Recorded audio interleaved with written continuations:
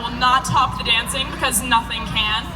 As he said, I am from Represent Us. We're a nationwide grassroots movement fighting political corruption. So if you hate corruption like I do, please come check us out. So I'm going to tell you a couple facts first. Did you know that in the United States, every law has a baseline of about 30% to pass through Congress?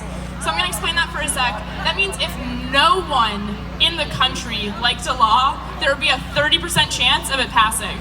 And if 100% of people, if everyone in the United States was all for a law, it would only have a 30% chance of passing.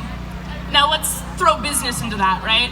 If a corporation is in favor of that law, it suddenly jumps from a 30% chance of passing to a 45% chance of passing. And we're trying to change that over at Represent Us.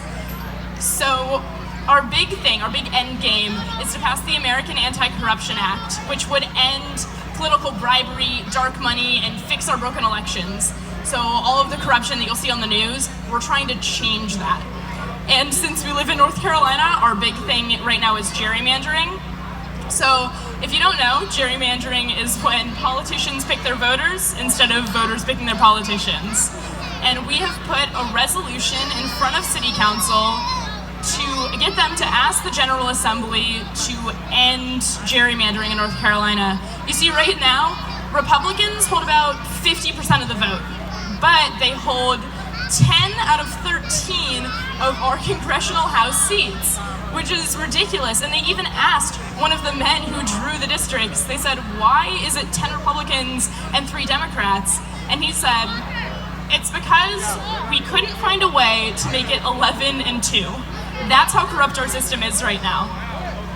And I'd like to point out that this is not a partisan problem. This is not something that only Republicans are doing. Democrats are doing it right now in Maryland, and they were doing it here 50 years ago. What I always say is that corruption is not a partisan problem, which is why we need a nonpartisan effort. We want independents and Republicans and Democrats to please come join the fight against corruption. And on that note, I'm going to tell you more about what we're doing.